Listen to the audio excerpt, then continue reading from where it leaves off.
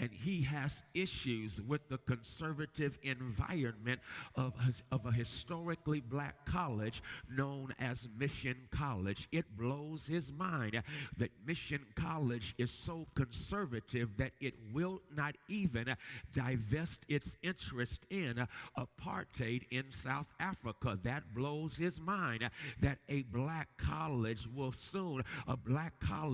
cooperate with injustice. DAP recognizes the power of our dollar. DAP recognizes the economic power we as a people have, that if we refuse to cooperate with injustice, it also will manifest in teaching our dollar some sense and refusing, therefore, to invest in organizations who have a vested interest in our oppression. And so that makes up his mind. I'm not going to cooperate with oppression. I'm not going to go along with oppression. And maybe, my brothers and sisters, those who are leading the fight across this nation, those wonderful young people have picked up on the lessons of the Montgomery bus boycott, for whatever else you want to say about what happened in Montgomery as well as Birmingham. It was people of ebony hue recognizing the power of our dollar. And when we make up our mind in a capitalistic driven country to refuse to cooperate with injustice and therefore withdraw our resources, we will awaken this country to its sin. And so that's where DAP is. But not only do you have DAP, you have Half Pint. Half Pint is played by Spike Lee, and Spike Lee, who's playing Half Pint, wants to be a part of a fraternity. I guess it was Gamma Phi Gamma. Gamma Phi Gamma also had some honeys that they hooked up with called the Gamma Rays. So you have the Gamma Rays and you have the Jigaboos, and the Gamma Rays and the Jigaboos were at war with each other. Ain't that a trip? Here they are fighting over crumbs from the table of the oppressor, and the oppressor is making off with the whole loaf. Am I preaching? Are y'all not getting this thing yet? Are you trying to remember what happened? Well, let me keep pushing it. And so you have the Jigaboos. The Jigaboos talk about the wannabes, and the wannabes, they diss the Jigaboos. Y'all recall what they said during that time as they passed through the hallway and they saw one another, and the Jigaboos said about the wannabes, you were just a wannabe trying to be better than me. And then the Jigaboo shot back, and you were just a Jigaboo trying to find something to do. And so here you have warring factions in a college community because of colorism. And the bottom line is that all of them were fighting for status.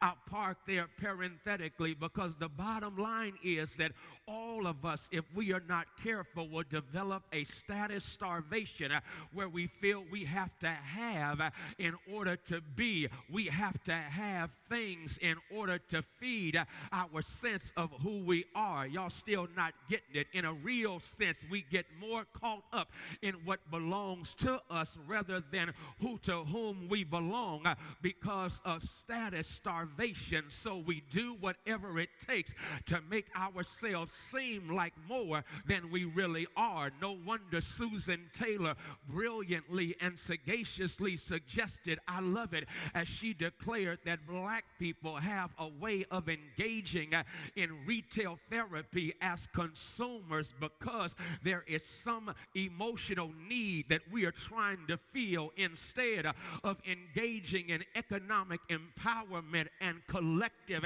economic development. She says we are so individually hungry for status that we have to feel that emptiness with what we look like on the outside, even though we are empty on the inside. We are status starved, to use the language of Taylor Branch in the first of his trilogistic series as it related to the King, the years of Dr. King in this nation. What was the work?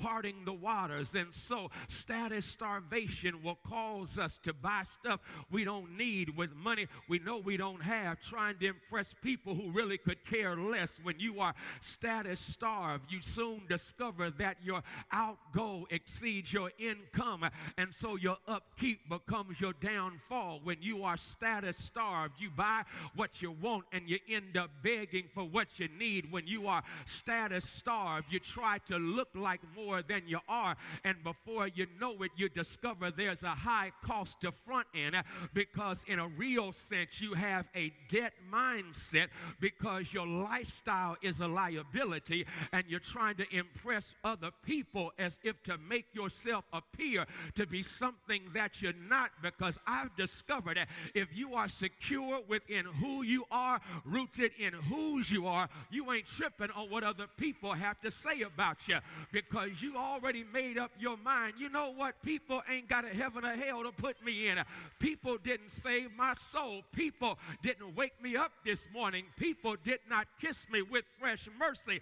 And since you ain't the God who made me, then guess what? You can't make me into something that I am not. Preach, Freddie Haynes.